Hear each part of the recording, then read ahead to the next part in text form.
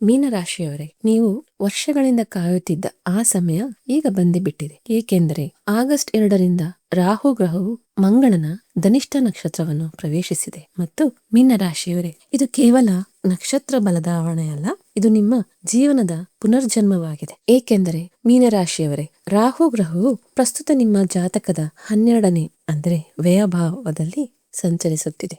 ಈ ಭಾವವು ಎಷ್ಟು ಖರ್ಚು, ವಿದೇಶ ಮತ್ತು ಮೋಕ್ಷಕ್ಕೆ ಸಂಬಂಧಿಸಿದ್ದಾಗಿರುತ್ತದೆ. ಅಷ್ಟೇ ಪ್ರಮಾಣದಲ್ಲಿ ತೆರೆಯ ಹಿಂದೆ ನಡೆಯುತ್ತಿದ್ದ ವಿಷಯಗಳು ಈಗ ಬೆಳಕಿಗೆ ಬರಲಿವೆ ಎಂಬುದನ್ನು ಇದು ಸೂಚಿಸುತ್ತದೆ. ಯಾರು ನಿಮ್ಮ ವಿರುದ್ಧ ರಹಸ್ಯವಾಗಿ ಸಂಚು ರೂಪಿಸಿದ್ದರೋ, ನಿಮ್ಮ ಬೆನ್ನ ಹಿಂದೆ ನಿಮ್ಮನ್ನು ದುರ್ಬಲರೆಂದು ತಿಳಿದಿದ್ದರೋ, ಈಗ ಅವರ ಕಾಲ ಕೆಳಗಿನ ನೆಲ ಕುಸಿಯಲಿದೆ. ಶತ್ರುಗಳು ನಡುಗಲಿದ್ದಾರೆ. ಏಕೆಂದರೆ ನಿನ್ನೆವರೆಗೆ ಇದ್ದ ಅದೇ ಮೀನರಾಶಿಯ ವ್ಯಕ್ತಿ ಈಗ ನೀವಾಗಿರುವುದಿಲ್ಲ.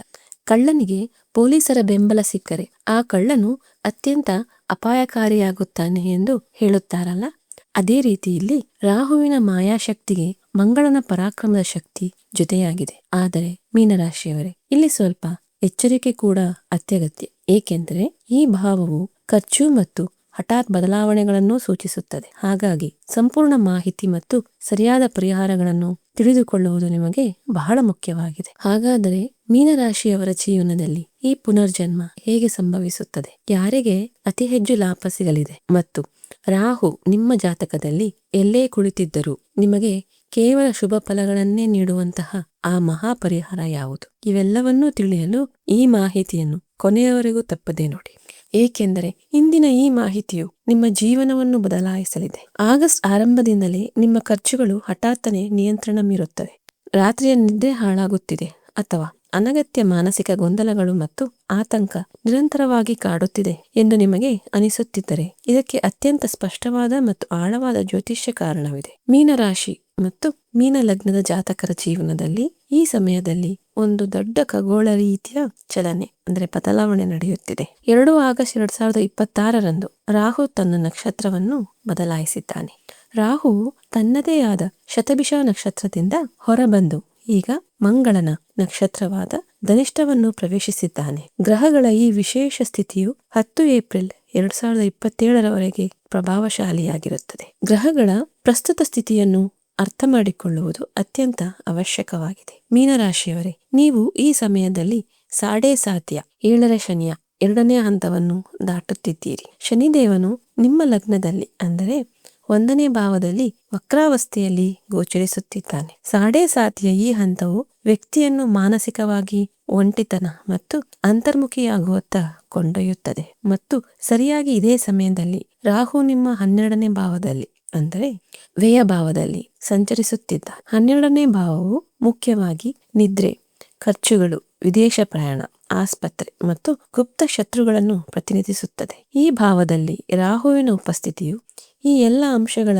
ತೀವ್ರತೆಯನ್ನು ಅನೇಕ ಪಟ್ಟು ಹೆಚ್ಚಿಸುತ್ತದೆ. ನಕ್ಷತ್ರಗಳ ವಿಜ್ಞಾನದ ಪ್ರಕಾರ ರಾಹು ಈಗ ಧನಿಷ್ಠ ನಕ್ಷತ್ರದಲ್ಲಿ ಗೋಚರಿಸುತ್ತಿದ್ದಾನೆ. ಧನಿಷ್ಠದ ಅಧಿಪತಿ ಮಂಗಳ. ಮಂಗಳನು ಗ್ರಹಗಳ ಸೇನಾಧಿಪತಿಯಾಗಿದ್ದು ಆಕ್ರಮಣಶೀಲತೆ, ಪರಾಕ್ರಮ, ಭೂಮಿ ಮತ್ತು ಶಕ್ತಿಯ ಕಾರಕನೆಂದು ಪರಿಗಣಿಸಲಾಗಿದೆ. ರಾಹುವಿನಂತಹ ಗೊಂದಲವನ್ನು ಸೃಷ್ಟಿಸುವ ಗ್ರಹವು ಮಂಗಳನ ಅಧಿಕಾರ ವ್ಯಾಪ್ತಿಗೆ ಬಂದಾಗ ಅದು ಪರೋಕ್ಷ ಅಂಗಾರಕ ಯೋಗವನ್ನು ನಿರ್ಮಿಸುತ್ತದೆ. ಇದು ಶಕ್ತಿಯ ಅಂತಹ ಪ್ರಚಂಡ ಸ್ಫೋಟವಾಗಿದೆ. ಇದನ್ನು ಸರಿಯಾದ ಏಕಾಗ್ರತೆಯೊಂದಿಗೆ ಬಳಸಿದರೆ ಅಭೂತಪೂರ್ವ ಯಶಸ್ಸನ್ನು ನೀಡಬಲ್ಲದು ಮತ್ತು ದಿಕ್ಕು ತಪ್ಪಿದರೆ ದೊಡ್ಡ ನಷ್ಟವನ್ನೂ ಉಂಟು ಮಾಡಬಲ್ಲದು. ಮೀನರಾಶಿಯ ಜಾತಕರು ಸ್ವಭಾವತಃ ಅತ್ಯಂತ ಭಾವುಕರು, ಸೂಕ್ಷ್ಮ ಸಂವೇದನಾಶೀಲರು ಮತ್ತು ಕ್ಷಮಾಗುಣ ಉಳ್ಳವರಾಗಿರುತ್ತಾರೆ. ಆದರೆ ಮುಂಬರುವ ಈ 8 ತಿಂಗಳುಗಳ ಕಾಲ ನಿಮ್ಮ ಈ ಭಾವುಕತೆಯನ್ನು ನೀವು ಸಂಪೂರ್ಣವಾಗಿ ಹಿಂದಕ್ಕೆ ತಳ್ಳಬೇಕಾಗುತ್ತದೆ. ನೀವು ಪ್ರಾಯೋಗಿಕವಾಗಿರಬೇಕು ಮತ್ತು ಕಾರ್ಪೊರೇಟ್ ಶಾರ್ಕ್ ತರಹ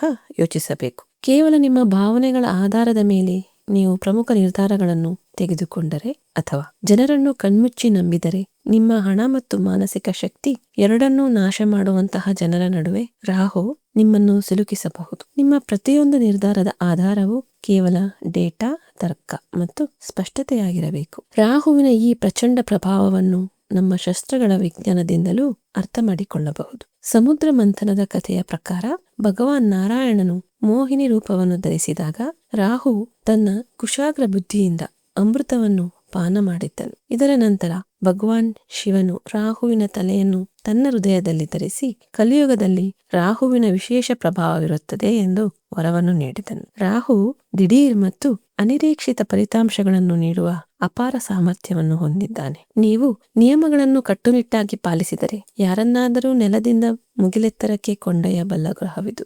ಮತ್ತು ರಾಹುವಿನ ಅತಿದೊಡ್ಡ ನಿಯಮವೆಂದರೆ ಮೆದುಳಿನ ನಿಖರವಾದ ಬಳಕೆ, ವಿಭಿನ್ನವಾದ ಆಲೋಚನೆ ಮತ್ತು ಬದಲಾಗುತ್ತಿರುವ ಸನ್ನಿವೇಶಗಳಿಗೆ ಅನುಗುಣವಾಗಿ ತಕ್ಷಣವೇ ತಮ್ಮನ್ನು ತಾವು ಹೊಂದಿಸಿಕೊಳ್ಳುವುದು. ನಾವು ಕಾಲಚಕ್ರವನ್ನು ವಿಭಜಿಸಿದರೆ 2 ಆಗಸ್ಟ್ನಿಂದ 4 ಅಕ್ಟೋಬರ್ 2026ರವರೆಗಿನ ಸಮಯವು ಧನಿಷ್ಠ ನಕ್ಷತ್ರದ 4ನೇ ಚರಣದ ಅಡಿಯಲ್ಲಿ ಬರುತ್ತದೆ. ಈ ಚರಣವು ಕುಂಭ ರಾಶಿಯಲ್ಲಿ ಬರುತ್ತದೆ. ಇದರ ಉಪ ಅಧಿಪತಿ ಕೂಡ ಮಂಗಳನೇ ಆಗಿದ್ದಾನೆ. ಈ ಸಮಯದಲ್ಲಿ ನಿಮ್ಮ 12ನೇ ಭಾವದಲ್ಲಿ ಶಕ್ತಿಯ ಅತಿಯಾದ ಒತ್ತಡವಿರುತ್ತದೆ. ಇದು ನಿಮ್ಮ ಹಣದ ಹರಿವಿನ ಮೇಲೆ ನೇರ ಪರಿಣಾಮ ಬೀರುತ್ತದೆ. ಖರ್ಚುಗಳು ಬಹಳ ವೇಗವಾಗಿ ಹೆಚ್ಚಾಗುತ್ತವೆ. ಆದರೆ ಇಲ್ಲಿ ಜ್ಯೋತಿಷ್ಯದ ಅತ್ಯಂತ ಪ್ರಮುಖ ನಿಯಮವೊಂದು ಅನ್ವಯಿಸುತ್ತದೆ. ಧನಿಷ್ಠ ಎಂದರೆ ಅತ್ಯಂತ ಶ್ರೀಮಂತ ಎಂದರ್ಥ ಮತ್ತು ಇದು ವ್ಯಯ. ಖರ್ಚು ಭಾವದಲ್ಲಿದ್ದಾಗ ಮೀನರಾಶಿಯವರಿಗೆ ಖರ್ಚಿನಿಂದ ಹಣವನ್ನು ಪಡೆಯುವ ವಿಶೇಷ ಯೋಗವು ನಿರ್ಮಾಣವಾಗುತ್ತದೆ. ಈ ಸಮಯದಲ್ಲಿ ನೀವು ನಿಮ್ಮ ವ್ಯವಹಾರದ ವಿಸ್ತರಣೆ, ಹೊಸ ತಂತ್ರಜ್ಞಾನವನ್ನು ಕಲಿಯುವುದು ಅಥವಾ ವಿದೇಶಿ ಸಂಪರ್ಕಗಳಲ್ಲಿ ಹೂಡಿಕೆ ಮಾಡಿದರೆ ಇದೇ ಖರ್ಚು ನಿಮಗೆ ಲಾಭದ ಅತಿದೊಡ್ಡ ಮೂಲವಾಗುತ್ತದೆ. ಆಮದು ರಫ್ತು, ಬಹುರಾಷ್ಟ್ರೀಯ ಕಂಪನಿಗಳು, ಐಟಿ ಅಥವಾ ವಿದೇಶಕ್ಕೆ ಸಂಬಂಧಿಸಿದ ಕ್ಷೇತ್ರಗಳಲ್ಲಿ ಕೆಲಸ ಮಾಡುವವರಿಗೆ ಈ ಸಮಯವು ವಿಶೇಷವಾಗಿ ಫಲದಾಯಕವಾಗಿರಲಿದೆ. ವಿದೇಶಿ ನೆಲದಿಂದ ದೊಡ್ಡ ಕಾಂಟ್ರಾಕ್ಟ್ ಅಥವಾ ಎಲ್ಲಾದರೂ ಸಿಲುಕಿರುವ ಹಣ ಮರಳಿ ಸಿಗುವ ಬಲವಾದ ಸಾಧ್ಯತೆ ಇದೆ. ಇದರ ಜೊತೆಗೆ ನಿಮ್ಮ ವೈಯಕ್ತಿಕ ಮತ್ತು ಪ್ರೇಮ ಸಂಬಂಧಗಳ ಬಗ್ಗೆ ಹೆಚ್ಚು ಜಾಗರೂಕರಾಗಿರುವುದು ಕೂಡ ಅಗತ್ಯವಾಗಿದೆ. ಲಗ್ನದಲ್ಲಿರುವ ಶನಿಯು ಮಾನಸಿಕ ಪ್ರತ್ಯೇಕತೆ ಸ್ಥಿತಿಯನ್ನು ನೀಡುತ್ತಿದ್ದಾನೆ ಮತ್ತು 12ನೇ ಭಾವದಲ್ಲಿರುವ ರಾಹು ಭ್ರಮೆಯನ್ನು ಉಂಟು ಮಾಡುತ್ತಿದ್ದಾನೆ. ಈ ಅವಧಿಯಲ್ಲಿ ಮೀನರಾಶಿಯವರು ತಮ್ಮ ಸಂಬಂಧಗಳಲ್ಲಿ ಅಕಾರಣವಾದ ದೂರ ಅಥವಾ ವಿವಾದಗಳನ್ನು ಕಾಣಬಹುದು. ಯಾವುದೇ ಬಲವಾದ ಕಾರಣವಿಲ್ಲದೆ ಸಂವಹನ ಕಡಿತಗೊಳ್ಳುವುದು ಅಥವಾ ಸಣ್ಣ ವಿಷಯಗಳಿಗೆ ದೊಡ್ಡ ವಿವಾದ ಉಂಟಾಗುವುದು ಈ ಗೋಚಾರದ ಸಾಮಾನ್ಯ ಲಕ್ಷಣವಾಗಿದೆ. ರಾಹು ದಾರಿ ತಪ್ಪಿಸುವ ಮುಖ್ಯ ಕಾರಕನೂ ಆಗಿದ್ದಾನೆ. ಆದ್ದರಿಂದ ನೀವು ಯಾವುದೇ ತಪ್ಪು ಆಕರ್ಷಣೆ ಅಥವಾ ಮೋಸದಿಂದ ಪಾರಾಗಬೇಕು. ಯಾವುದೇ ಸಂಬಂಧದಲ್ಲಿ ಅಕಾರಣವಾಗಿ ಬಿಕ್ಕಟ್ಟು ಉಂಟಾಗುತ್ತಿದ್ದರೆ ಅತಿಯಾಗಿ ಭಾವುಕರಾಗುವುದನ್ನು ಅಥವಾ ಅನಗತ್ಯವಾಗಿ ತಲೆಬಾಗುವುದನ್ನು ತಪ್ಪಿಸಿ. ಈ ಸಮಯದಲ್ಲಿ ನಿಮ್ಮ ಘನತೆಯನ್ನು ಕಾಪಾಡಿಕೊಳ್ಳುವುದು ಮತ್ತು ಸ್ಪಷ್ಟವಾದ ಸಂವಹನವನ್ನು ಮಾಡುವುದೇ ನಿಮ್ಮ ಅತ್ಯುತ್ತಮ ಪರಿಹಾರವಾಗಿದೆ. ಅಕ್ಟೋಬರ್ 5ರಿಂದ ಡಿಸೆಂಬರ್ 5ರವರೆಗೆ ರಾಹು ಧನಿಷ್ಠ ನಕ್ಷತ್ರದ 3ನೇ ಚರಣದಲ್ಲಿ ಸಂಚರಿಸಲಿದ್ದಾನೆ. ಇದರ ಉಪ ಅಧಿಪತಿ ಶುಕ್ರನು ಐಶ್ವರ್ಯ, ಸುಖ ಮತ್ತು ಐಷಾರಾಮದ ಕಾರಕ. ಈ ಅವಧಿಯಲ್ಲಿ ನಿಮ್ಮ ಜೀವನದಲ್ಲಿ ಸ್ವಲ್ಪ ಸ್ಥಿರತೆ ಬರುತ್ತದೆ ಮತ್ತು ನಿಮ್ಮ ಗಮನವು ಸುಖ ಸೌಲಭ್ಯಗಳತ್ತ ಹರಿಯುತ್ತದೆ. ಇಲ್ಲಿ ರಾಹುವಿನ ದೃಷ್ಟಿಗಳನ್ನು ವಿಶ್ಲೇಷಿಸುವುದು ಅತ್ಯಂತ ಅವಶ್ಯಕವಾಗುತ್ತದೆ. 12ನೇ ಭಾವದಲ್ಲಿ ಕುಳಿತು ರಾಹು ತನ್ನ 5ನೇ ದೃಷ್ಟಿಯನ್ನು ನಿಮ್ಮ 4ನೇ ಭಾವದ ಮೇಲೆ ಬೀರುತ್ತಿದ್ದಾನೆ. 4ನೇ ಭಾವವು ಮಿಥುನ ರಾಶಿಯದ್ದಾಗಿದ್ದು ಇದರ ಅಧಿಪತಿ ಬುಧ. ರಾಹು ಮತ್ತು ಬುಧನ ಸ್ನೇಹದ ಕಾರಣದಿಂದ ರಾಹು ಇಲ್ಲಿ ತನ್ನ ಉಚ್ಚ ರಾಶಿಗೆ ಸಮಾನವಾದ ಫಲಗಳನ್ನೇ ನೀಡುತ್ತಾನೆ. 4ನೇ ಭಾವವು ತಾಯಿ, ಮನೆ, ಆಸ್ತಿ ಮತ್ತು ಮಾನಸಿಕ ಶಾಂತಿಗೆ ಸಂಬಂಧಿಸಿದೆ. ಅಕ್ಟೋಬರ್ ಮತ್ತು ಡಿಸೆಂಬರ್ ನಡುವೆ ಕೌಟುಂಬಿಕ ವಿವಾದಗಳು ತಾನಾಗಿಯೇ ಕಡಿಮೆಯಾಗುತ್ತವೆ ಮತ್ತು ತಾಯಿಯ ಆರೋಗ್ಯದಲ್ಲಿ ಆಶ್ಚರ್ಯಕರ ಸುಧಾರಣೆ ಕಂಡುಬರುತ್ತದೆ. ರಿಯಲ್ ಎಸ್ಟೇಟ್ ಅಥವಾ ಆಸ್ತಿಗೆ ಸಂಬಂಧಿಸಿದ ಯಾವುದೇ ಹಳೆಯ ಪ್ರಕರಣವು ಸಿಲುಕಿಕೊಂಡಿದ್ದರೆ ಅದು ಬಹಳ ವೇಗವಾಗಿ ಬಗೆಹರಿಯುತ್ತದೆ. ಇದು ಬಲವಾದ ಸ್ಥಳ ಬದಲಾವಣೆಯ ಯೋಗವೂ ಆಗಿದ್ದು ದೀರ್ಘಕಾಲದಿಂದ ಉದ್ಯೋಗದಲ್ಲಿ ಅನಪೇಕ್ಷಿತ ವರ್ಗಾವಣೆಯನ್ನು ಎದುರಿಸುತ್ತಿದ್ದವರಿಗೆ ಇದು ಸ್ಥಿರತೆಯನ್ನು ಒದಗಿಸುತ್ತದೆ. ರಾಹುವಿನ 7ನೇ ದೃಷ್ಟಿಯು ನಿಮ್ಮ 6ನೇ ಭಾವ ಅಂದರೆ ಸಿಂಹರಾಶಿಯ ಮೇಲೆ ಬೀಳುತ್ತಿದೆ. ಈ ಭಾವವು ಸಾಲ, ರೋಗ, ಶತ್ರುಗಳು ಮತ್ತು ನಿಮ್ಮ ದೈನಂದಿನ ಉದ್ಯೋಗಕ್ಕೆ ಸಂಬಂಧಿಸಿದೆ. ರಾಹು ನಿಮಗೆ ಶತ್ರುಗಳ ಮೇಲೆ ವಿಜಯವನ್ನು ತಂದುಕೊಡುತ್ತಾನೆ. ಆದರೆ ಈ ಶತ್ರುಗಳು ಅಪರಿಚಿತರಲ್ಲ, ಬದಲಿಗೆ ನಿಮ್ಮದೇ ನೆಟ್ವರ್ಕ್ ಅಥವಾ ಕೆಲಸದ ಸ್ಥಳದವರೇ ಆಗಿರಬಹುದು ಎಂಬುದನ್ನು ನೆನಪಿನಲ್ಲಿಡಿ. ಕಚೇರಿಯ ಸಹೋದ್ಯೋಗಿ ಅಥವಾ ನಿಮ್ಮ ಹಳೆಯ ಬಿಸಿನೆಸ್ ಪಾರ್ಟ್ನರ್ ನಿಮ್ಮ ವಿರುದ್ಧ ರಾಜಕೀಯ ಮಾಡಬಹುದು. ಇಂತಹ ಪರಿಸ್ಥಿತಿಯಲ್ಲಿ ನಿಮ್ಮ ಅಹಂಕಾರವನ್ನು ಸಂಪೂರ್ಣವಾಗಿ ಬದಿಗಿಟ್ಟು ರಾಜತಾಂತ್ರಿಕತೆಯಿಂದ ಕೆಲಸ ಮಾಡಿ. ಯಾವುದೇ ಕಾನೂನು ಅಥವಾ ತೆರಿಗೆಗೆ ಸಂಬಂಧಿಸಿದ ಸಮಸ್ಯೆ ಎದುರಾದರೆ ಅದನ್ನು ಕೋರ್ಟ್ನ ಹೊರಗೆ ಟೇಬಲ್ ಮೇಲೆ ಕುಳಿತು ಬಗೆಹರಿಸಿಕೊಳ್ಳಲು ಪ್ರಯತ್ನಿಸಿ. ನಿಮ್ಮ ದಾಖಲೆಗಳನ್ನು ಸಂಪೂರ್ಣವಾಗಿ ಸ್ಪಷ್ಟ ಮತ್ತು ಪಾರದರ್ಶಕವಾಗಿಡಿ. ಸ್ಮಾರ್ಟ್ ಆಗಿ ಕೆಲಸ ಮಾಡಿದರೆ ನೀವು ಈ ಸನ್ನಿವೇಶಗಳನ್ನು ಸುಲಭವಾಗಿ ದಾಟುತ್ತೀರಿ. ವಿದೇಶದಲ್ಲಿ ಉದ್ಯೋಗ ಹುಡುಕುತ್ತಿರುವ ಅಥವಾ ಸರ್ಕಾರಿ ಟೆಂಡರ್ ಕೆಲಸ ಮಾಡುತ್ತಿರುವ ಜನರಿಗೆ ಈ ದೃಷ್ಟಿಯು ಅತ್ಯಂತ ಅದ್ಭುತ ಫಲಿತಾಂಶಗಳನ್ನು ತರಲಿದೆ. ಅದೇ ರೀತಿ ರಾಹುವಿನ 9ನೇ ದೃಷ್ಟಿಯು ನಿಮ್ಮ 8ನೇ ಭಾವದ ಮೇಲೆ ಬೀಳುತ್ತಿದೆ. ಇದು ಆಳವಾದ ರಹಸ್ಯ ಜ್ಞಾನ ಮತ್ತು ಹಠಾತ್ ಬದಲಾವಣೆಗಳ ಭಾವವಾಗಿದೆ. PhD, scientific research, computer science ಮತ್ತು IT ವಿದ್ಯಾರ್ಥಿಗಳಿಗೆ ಇದು ಅತ್ಯುತ್ತಮ ಸಮಯ.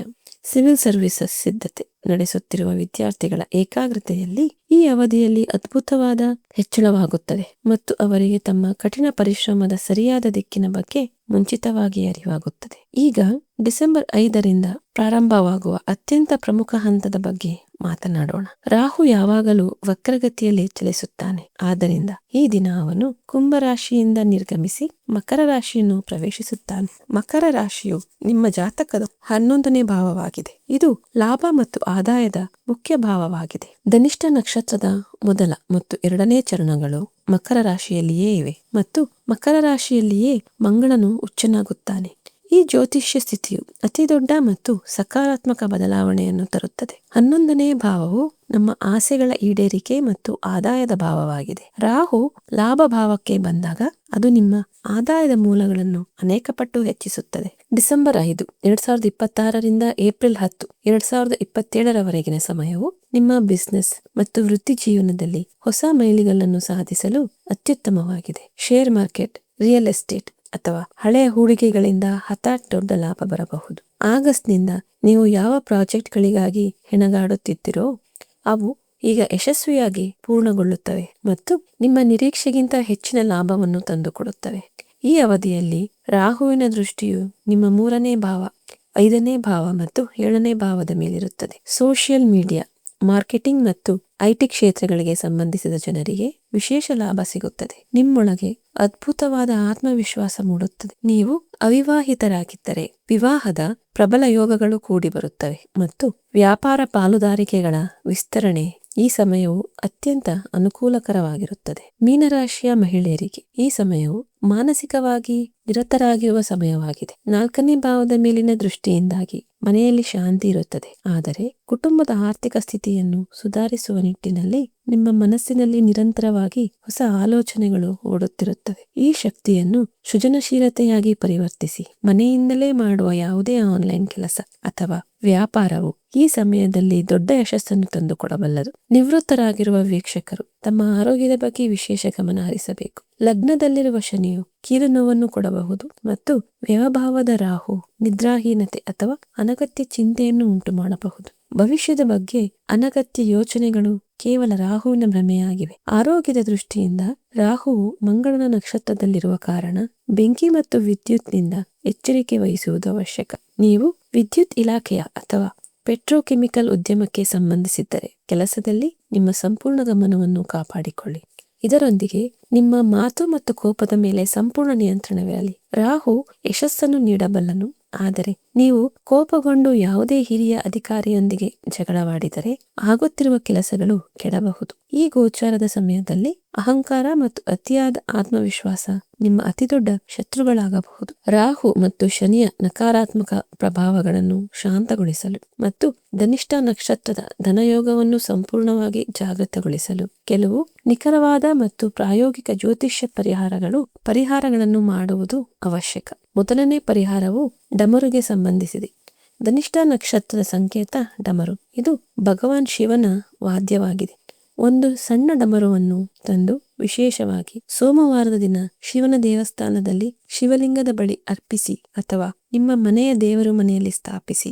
ಡಮರು ಮತ್ತು ಶಂಖದ ನಾದದ ಕಂಪನವು ರಾಹುವಿನ ನಕಾರಾತ್ಮಕ ಶಕ್ತಿಯನ್ನು ತಕ್ಷಣವೇ ಶಾಂತಗೊಳಿಸುತ್ತದೆ. ಮಾನಸಿಕ ಅಸ್ಥಿರತೆ ಅಥವಾ ಗಾಬರಿಯ ಸಮಯದಲ್ಲಿ ಇದರ ನಾದವು ಅತ್ಯಂತ ಲಾಭದಾಯಕವೆಂದು ಸಾಬೀತಾಗುತ್ತದೆ. ಖರ್ಚುಗಳು ಮತ್ತು ಅನಿರೀಕ್ಷಿತ ತೊಂದರೆಗಳನ್ನು ನಿಯಂತ್ರಿಸಲು ಸದಂಚ ಅಂದರೆ 7 ವಿಭಿನ್ನ ಧಾನ್ಯಗಳ ಮಿಶ್ರಣವನ್ನು ತೆಗೆದುಕೊಳ್ಳಿ. ಇದನ್ನು ನಿಮ್ಮ ಮುಷ್ಟಿಯಲ್ಲಿ ಹಿಡಿದು ನಿಮ್ಮ ತಲೆಯ ಸುತ್ತ 7 ಬಾರಿ ನಿವಾಳಿಸಿ, ನಂತರ ಪಕ್ಷಿಗಳಿಗೆ ತಿನ್ನಲು ಹಾಕಿ. ಈ ಪರಿಹಾರವನ್ನು 65 ದಿನಗಳ ಕಾಲ ನಿರಂತರವಾಗಿ ಮಾಡಿ. ಇದು ರಾಹುವಿನ ಪೀಡೆಯನ್ನು ಶಾಂತಗೊಳಿಸಲು ಅತ್ಯಂತ ಅಚೂಕವಾದ ಪರಿಹಾರವಾಗಿದೆ. ಸಾಡೆ ಸಾತಿಯ ಪ್ರಭಾವವನ್ನು ಕಡಿಮೆ ಮಾಡಲು ಪ್ರತಿ ಶನಿವಾರ ಸಂಜೆ ನೀರಿಗೆ ಸ್ವಲ್ಪ ಕಪ್ಪು ಎಳ್ಳನ್ನು ಬೆರೆಸಿ ಶಿವಲಿಂಗಕ್ಕೆ ಅರ್ಪಿಸಿ ಮತ್ತು ಶನಿವಾರದಂದೇ ಅರಳಿ ಮರದ ಕೆಳಗೆ ಸಾಸಿವೆ ಎಣ್ಣೆಯ ದೀಪವನ್ನು ತಪ್ಪದೇ ಬೆಳಗಿಸಿ. ನಿಮಗೆ ನಿದ್ರಾಹೀನತೆಯ ಸಮಸ್ಯೆಯೂ ಇದ್ದರೆ ಮತ್ತು ಆತಂಕ ಹೆಚ್ಚಾಗುತ್ತಿದ್ದರೆ ಮಲಗುವ ಕನಿಷ್ಠ 1 ಗಂಟೆ ಮೊದಲು ಎಲ್ಲಾ ಸ್ಕ್ರೀನ್ಗಳಿಂದ, ಮೊಬೈಲ್ ಅಥವಾ ಟಿವಿಯಿಂದ ದೂರವಿರಿ. ಮಲಗುವಾಗ ಮಾನಸಿಕವಾಗಿ ರಾಹುವಿನ ಬೀಜ ಮಂತ್ರವಾದ ಓಂ ಬ್ರಾಂ ಬ್ರೀಂ ಬ್ರೌಂ ಸಹ ರಹವೇ ನಮಃ ಅನ್ನು ಶಾಂತವಾಗಿ ಜಪಿಸಿ. ಇದಲ್ಲದೆ ಗೋಧಿ ಹಿಟ್ಟಿನ ಸಣ್ಣ ಗುಳಿಗೆಗಳನ್ನು ಮಾಡಿ ಕೆರೆ ಅಥವಾ ನದಿಯಲ್ಲಿ ಮೀನುಗಳಿಗೆ ತಿನ್ನಿಸುವುದರಿಂದಲೂ ರಾಹುವಿನ ಶುಭ ಫಲಗಳು ದೊರೆಯುತ್ತವೆ. ಏಕೆಂದರೆ ಮೀನರಾಶಿಯ ಸಂಕೇತವೇ ಮೀನು. ನಾನು ಇಲ್ಲಿ ಸ್ಪಷ್ಟಪಡಿಸುವುದೇನೆಂದರೆ, ನಿಮ್ಮ ವೈಯಕ್ತಿಕ ಜಾತಕವನ್ನು ಆಳವಾಗಿ ವಿಶ್ಲೇಷಿಸದೆ ಕೆಂಪು ಹವಳ ಅಥವಾ ಪುಷ್ಯರಾಗದಂತಹ ರತ್ನಗಳನ್ನು ಎಂದಿಗೂ ಧರಿಸಬೇಡಿ. ರಾಹು ಮತ್ತು ಮಂಗಳನ ಸ್ಥಿತಿಯು ಪ್ರತಿಯೊಂದು ಜಾತಕದಲ್ಲಿಯೂ ವಿಭಿನ್ನವಾಗಿರುತ್ತದೆ ಮತ್ತು ತಪ್ಪು ರತ್ನವು ಲಾಭದ ಬದಲು ದೊಡ್ಡ ನಷ್ಟವನ್ನು ಉಂಟು ಮಾಡಬಹುದು. ಇಲ್ಲಿ ತಿಳಿಸಿರುವ ಪರಿಹಾರಗಳು ಸಂಪೂರ್ಣ ಸುರಕ್ಷಿತವಾಗಿ. ರಾಹುವಿನ ಈ ಗೋಚಾರವು ನಿಮ್ಮನ್ನು ಭಾವನೆಗಳ ಸುಳಿಯಿಂದ ಹೊರತೆಗೆದು ಬಲವಾದ ಪ್ರಾಯೋಗಿಕ ಮತ್ತು ಸ್ಪಷ್ಟ ವ್ಯಕ್ತಿಯನ್ನಾಗಿ ಮಾಡುವ ಅವಕಾಶವನ್ನು ಒದಗಿಸುತ್ತಿದೆ. ಜ್ಯೋತಿಷ್ಯವು ನಿಮಗೆ ಸಮಯದ ಸ್ವರೂಪ ಮತ್ತು ಹವಾಮಾನವನ್ನು ತಿಳಿಸುತ್ತದೆ, ಆದರೆ ನಿಮ್ಮ ದಿಕ್ಕನ್ನು ನಿರ್ಧರಿಸುವ ನಿರ್ಧಾರವು ಯಾವಾಗಲೂ ನಿಮ್ಮ ಕೈಯಲ್ಲೇ ಇರುತ್ತದೆ. ನಿಮ್ಮ ತಾಳ್ಮೆ, ನಿಮ್ಮ ಉದ್ದೇಶ ಮತ್ತು ನಿಮ್ಮ ಕರ್ಮವೇ ನೀವು ಈ ಶಕ್ತಿಯನ್ನು ಹೇಗೆ ಬಳಸುತ್ತೀರಿ ಎಂಬುದನ್ನು ನಿರ್ಧರಿಸುತ್ತವೆ. ಡಿಸೆಂಬರ್ ವರೆಗೆ ಸಂಪೂರ್ಣ ತಾಳ್ಮೆಯನ್ನು ಕಾಪಾಡಿಕೊಳ್ಳಿ ಮತ್ತು ನಿಮ್ಮನ್ನು ಶಾಂತವಾಗಿರಿಸಿಕೊಳ್ಳಿ. ಕೋಪ ಬಂದಾಗ ಸ್ವಲ್ಪ ಸಮಯ ತೆಗೆದುಕೊಳ್ಳಿ ಮತ್ತು ಪ್ರತಿಕ್ರಿಯಿಸುವುದನ್ನು ತಪ್ಪಿಸಿ. ಯಾವುದೇ ಗಂಭೀರವಾದ ಆರೋಗ್ಯದ ಕಾಳಜಿಗಾಗಿ ತಕ್ಷಣವೇ ವೈದ್ಯರನ್ನು ಸಂಪರ್ಕಿಸಿ, ಏಕೆಂದರೆ ಜ್ಯೋತಿಷ್ಯವು ವೈದ್ಯಕೀಯ ಚಿಕಿತ್ಸೆಗೆ ಪರ್ಯಾಯವಲ್ಲ ಮತ್ತು ದೊಡ್ಡ ಆರ್ಥಿಕ ಹೂಡಿಕೆ ಮಾಡುವ ಮೊದಲು ನಿಮ್ಮ ಫೈನಾನ್ಷಿಯಲ್ ಅಡ್ವೈಸರ್ ಸಲಹೆಯನ್ನು ಖಂಡಿತವಾಗಿಯೂ ತೆಗೆದುಕೊಳ್ಳಿ. ಶಿವನ ಆರಾಧನೆಯನ್ನು ನಿರಂತರವಾಗಿ ಮಾಡುತ್ತಿರಿ. ಪರಿಸ್ಥಿತಿಗಳು ನಿಮಗೆ ಸಂಪೂರ್ಣವಾಗಿ ಅನುಕೂಲಕರವಾಗಿರುತ್ತವೆ.